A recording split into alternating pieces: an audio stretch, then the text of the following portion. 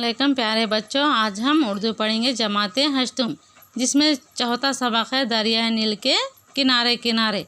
यानी सबक में एक सफ़र करते हुए मिस्र के शहर के बारे में तमाम बातों को किस तरह पेश किया गया इस सबक में पढ़ेंगे। पहला दूसरा हिस्सा मुकम्मल हुआ, आज हम तीसरा हिस्सा पढ़ेंगे। यानी पहले कश्तियों में छोटे छोटे अशिया को लेन देन होता था, बड़े कश्तियों बेचने वाले छोटे कश्तियों में थे, लेने वाले बड़े बड़े बिल्डिंग्स में थे, और वहाँ पे तरकारी का लेन देन नहीं होता था बल्कि तिजारत का होता था, जैसे कपड़े शाले वगैरह। अब देखो यहाँ पे उन बेचारों, अब यहाँ सब्ज़ी तरकारियाँ फल बेचने का मौका ना था। अब सुनिए दिलचस्प बातें उन बेचारों ने अपने और हमारी दरमियानी सतह का हल ये निकाला कि वो शाल को एक लाठी में लपेटकर बड़ी महारत से हमारी तरफ उछाल देते। क्या करते, जो बेचने कश्तियों में बड़े बड़े शाले कपड़े बेचते थे ना, ख़रीदने वाले बिल्डिंग्स में ऊपर रहते थे, बेचने वाले नीचे तालाब में कश्तियों में रहते थे। तो एक लकड़ी को, गोल कपड़े को या शाल को लपटकर ऊपर फेंक देते थे, जो जाके वो बिल्डिंग में गिर जाता था। और पैसे कैसा लेते थे, क्या मजाल जो शाल इधर उधर पानी में गिर जाए, और फिर जब ऊपर अर्शे से ही भाव ताव के मराहल तय हो जाते, लोग एक छोटी सी थैली, तो क्या करते यहाँ पे, क्या मजाल जो शाल इधर उधर पानी में गिर जाए, और फिर जब ऊपर अर्शे से ही भाव ताव के मराहल तय हो जाते, तो लोग एक छोटी सी थैली उछाल देते। यानी भाव, यानी पैसों का रेट वो बात करना रहे तो नीचे कश्ती में ठहरकर जो बेचने वाला शख्स जो बंगला ऊपर ऊंचाई पर रहता ना, उससे गुफ्तगू करते थे, लेकिन उन लोग पैसे कैसा देते थे, एक छोटी सी थैली उछाल देते थे जो कश्ती वाला ले लेता था, जिसमें पैसे रखकर वापस फेंक दिया जाता। इन लोग एक कपड़े को शाल में लकड़ी को लपटकर ऊंचाई पे फेंकते थे। इसी तरह इन पैसों को, जो ख़रीदने वाले पैसों को छोटी सी थैली में नीचे फेंकते थे, फेंक कर वापस फेंक दिया जाता।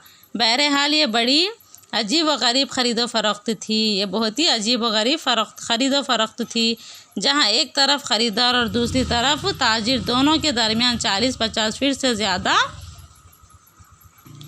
इसी तरह दोनों के दरमियान 40-50 फीट से ज़्यादा ऊंच नीच का मामला था।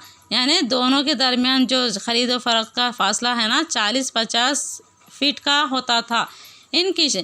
इन कश्तियों में फ़रोख्त करने वालों के पास मिस्र का ख़ास लिबास जलाबिया भी खूब था। इन कश्तियों में जो बेच रहे थे ना लोग, वो उस लिबास में क्या था, एक ख़ास है लिबास का नाम है जलाबिया।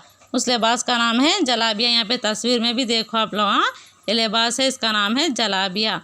खूब था। और ये किस तरह रहता था, ये मैक्सी की तरह एक ढीला ढाला लिबास होता था। मैक्सी मालूम है ना, जो मैक्सी नीचे तक, सर से लेके पैर तक जो नीचे ढीला ढाला लिबास होता था, इसका नाम है जलाबिया, जो आम तौर पर मिस्र और दीगर अरब ममालिक में पहना जाता है। ये लिबास मिस्र और अरब ममालिक के लोग इस कपड़ों को, इन लिबास को पहना करते हैं। कौन से, ढीला ढाला और मैक्सी की तरह। ख़वातीन के लिए बने इस लिबास में जरदोज़ी का काम भी बहुत उम्दा किस्म का होता था। जो ख़वातीन के लिए कैसा था लिबास, बहुत ही बेहतरीन अंदाज में जरदोज़ी का काम, यानी अच्छा वर्क वाला रहता, वर्क वाला बोलते ना, उसमें जरदोज़ी का काम भी बहुत अच्छे किस्म का, उम्दा किस्म का होता था। अच्छा, हमारे कश्मीर में जिस तरह ख़वातीन खूबसूरत कशीदकारी का लिबास मशहूर है, क्या बरे कश्मीर में इस लिबास को बहुत ही अच्छी तरह पहनते हैं, बहुत ही मशहूर है। ठीक वैसा ही यहाँ का ये जलाबिया काफ़ी मशहूर है। मिस्र का कौन सा लिबास मशहूर है, जलाबिया है, इस लिबास का नाम बहुत ही मशहूर है। रुफ़क़ा में बेशतर लोगों ने अपने अहल खाना के लिए इसे ख़रीदते। तमाम लोग इसको बहुत ही अच्छी तरह ख़रीदते हैं, और ज़्यादा महंगा भी नहीं था। 200 से लेकर 400 हिंदुस्तानी इसका रेट क्या था, बहुत ही महंगा भी नहीं था, 200 से लेकर 400 थे, 400 ही इसका रेट है। रुपये तक बहुत ही उम्दा किस्म का जलाबिया मिल रहा है।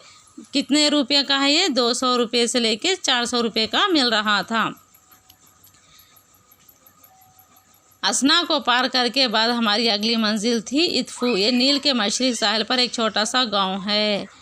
क्या करें, असना को पार करने के बाद अब अगली मंजिल है इत्फू। इत्फू भी एक बहुत ही छोटा शहर का नाम, छोटा सा गांव है, उसका नाम है इत्फू।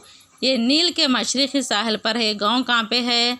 नील के मशरिकी साहिल पर एक छोटा सा गांव है, जहाँ ये हमें एक माबद दिखाई देने वाला था, जिसके बारे में बताया गया है कि ये इस वक्त मिस्र के क़दीम माबिद में सबसे अच्छी हालत में है।